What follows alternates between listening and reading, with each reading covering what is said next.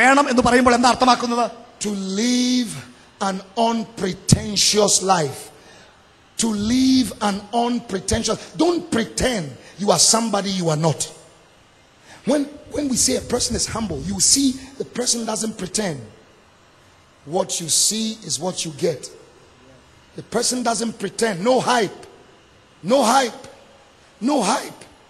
No hype. So simple. So simple. No pretension. എന്താണ് താഴ്മ? മറ്റൊരർത്ഥം അഭിനയിക്കാതിരിക്കുക. നീ അല്ലാത്ത കാര്യങ്ങൾ അഭിനയിക്കാൻ പോകേണ്ട കാര്യമില്ല. നിനക്ക് ചെയ്യാൻ കഴിയാത്ത കാര്യങ്ങൾ അഭിനയിക്കണ്ട. മറ്റുള്ളവരുടെ നീ ആരാണെന്ന് കാണിക്കാനുള്ളതായ അഭിനയം, മുഖം മൂടി ധരിച്ച നീ അല്ലാതിരിക്കുന്ന വ്യക്തിയെ പുറത്ത് കാണിക്കുന്ന അഭിനയത്തിന്റെ മുഖം മൂടി നീ അത് എടുത്തു മാറ്റണം. നീ ആരായിരിക്കുന്നു എന്നുള്ളത് മാത്രമായിരിക്കട്ടെ, നീ അഭിനയിക്കാൻ പോകണ്ട. That's a person with humility. അങ്ങനെയുള്ള വ്യക്തിയാണ് താഴ്മയുടെ വ്യക്തി. It's got nothing to do with those who talk and those who don't talk. Most times when we think people are quiet, they are very humble. The most prideful people on earth are very quiet. They are quiet, but in their mind they are talking. Who do you think you are? All this thing is going on in their head. They don't talk, but they are full of pride. So pride has got nothing to do with whether, humility has got nothing to do with whether you talk or you don't talk. താഴ്മ എന്ന് പറയുന്നത് സംസാരമായിട്ട് യാതൊരു ബന്ധമില്ല, സംസാരിക്കാതിരിക്കുന്നതുമായിട്ട് യാതൊരു ബന്ധമില്ല.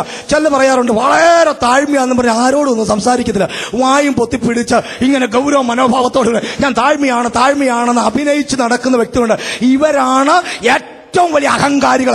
ലോകത്തിലെ വലിയ അഹങ്കാരികൾ സംസാരിക്കാത്തവരുടെ മനസ്സിൽ ഇങ്ങനെ ചിന്തിക്കുകയാണ്. അവർ വായ കൊണ്ട് മധുരം കൊണ്ട് പുറത്തൊന്നും വരുന്നില്ലെങ്കിൽ മനസ്സിൽ ഞാൻ ആരാണ്, ഞാൻ എന്താണ്, ഞാൻ എങ്ങനെയായിരിക്കുന്നു എന്നുള്ള ചിന്ത ഇവരെ ഭരിച്ചിരിക്കുകയാണ്. ഇവരാണ് അഹങ്കാരികൾ. ഇത് സംസാരിക്കാത്തതുമായിട്ട് ബന്ധപ്പെടുന്ന ഒന്നല്ല താഴ്മ. Oh, my wife doesn't talk. My wife is very quiet, very submissive, very humble. He doesn't talk. But when that woman goes home, she's a Taliban woman. ചില ഭർത്താക്കന്മാർ മറ്റുള്ളവർ പറയാറുണ്ട്, എന്റെ ഭാര്യ എന്ന് പറയുന്നത് ഒട്ടും അങ്ങനെ സംസാരിക്കത്തില്ല, വളരെ താഴ്മയുള്ള ഭാര്യയാണ്, അവൾ എത്ര നല്ലതാണെന്ന് അറിയാമോ, മനുഷ്യരോട് അങ്ങനെ ഒന്നും വലുതായിട്ട് സംസാരിക്കത്തില്ല. കാരണം എന്താണെന്ന് അറിയാമോ, ഭയങ്കര താഴ്മയുള്ളതാണ്. വീട്ടിൽ തിരിച്ചെത്തുമ്പോഴറിയാം ഇവളുടെ തനി സ്വഭാവം താലിബാനിൽ നിന്ന് വന്നതായ ഒരു വീര ചക്രവർത്തിയാണെന്നായിരിക്കും ചിന്തിക്കുന്നത്. She will keep quiet the whole day. She's angry. You ask her, anything wrong? No. Have I done anything? No.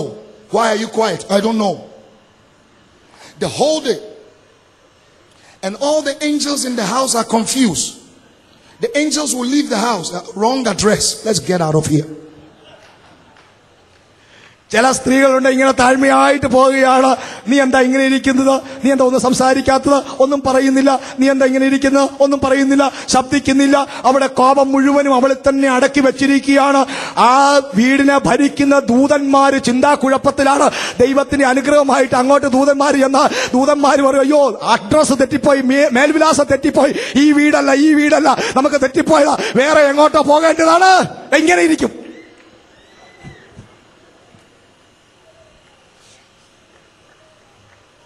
A humble spirit. Humble spirit. എളിമയുടെ ആത്മാവ്. You accept what God's word says. You accept what God says. Whatever God says, you say yes.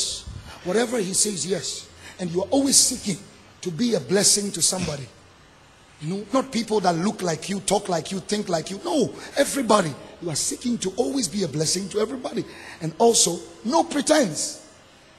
No pretenses. No hype. അത് താഴ്മയുടെ ആത്മാവ്. ദൈവവചനം പറയുന്നത് അനുസരിക്കുക, പാടെ അനുസരിക്കുക, ചോദ്യം ചെയ്യാതെ അനുസരിക്കുക.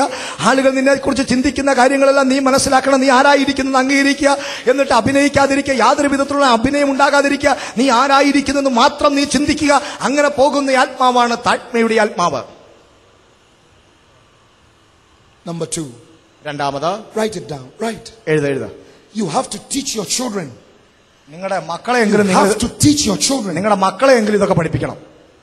Sit down with your elders, your leaders, your children, and you have to take your time. Take them through the 12 chapters and now tell them this is what you're going to need through life.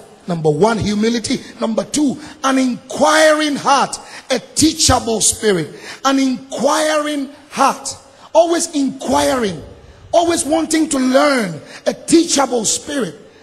Lord, show me your way that I may walk with you. Show me your way. Show me your way. You are always wanting to learn. Teachable heart. അത് താഴ്മയുടെ ആത്മാവ്. ഇത് നിങ്ങൾ പഠിക്കുന്ന കാര്യങ്ങളെല്ലാം നിങ്ങളുടെ വീട്ടിൽ ചെന്ന് കുഞ്ഞുങ്ങളെ പഠിപ്പിക്കണം. നിങ്ങളുടെ സഭയിലെ മൂപ്പന്മാരുമായിട്ട് ഇരുന്ന് പഠിപ്പിക്കണം. സഭയിലെ മൂപ്പന്മാര് നിങ്ങളുടെ സഭയിലുള്ള അംഗങ്ങളുമായിട്ട് പഠിപ്പിക്കണം. താഴ്മ എന്താണെന്ന് പഠിപ്പിക്കണം. ഒന്നാമത് താഴ്മ ഈ ജീവിതത്തിന്റെ അധ്യായങ്ങളിലൂടെ കടന്നു പോകുവാൻ ആവശ്യമായിരിക്കുന്ന ഒന്ന് താഴ്മയാണ്. രണ്ടാമത് അന്വേഷിക്കുന്ന മനോഭാവം, അന്വേഷണം.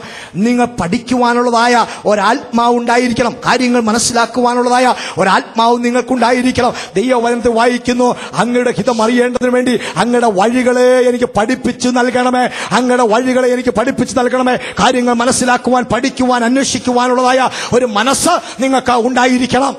Teach me, O Lord. Teach me, O Lord. കർത്താവേ, എന്നെ പഠിപ്പിക്കണമേ. Ask questions. ചോദ്യങ്ങൾ ചോദിക്കുക, and listen. ശ്രദ്ധിക്കുക. Faith comes by hearing.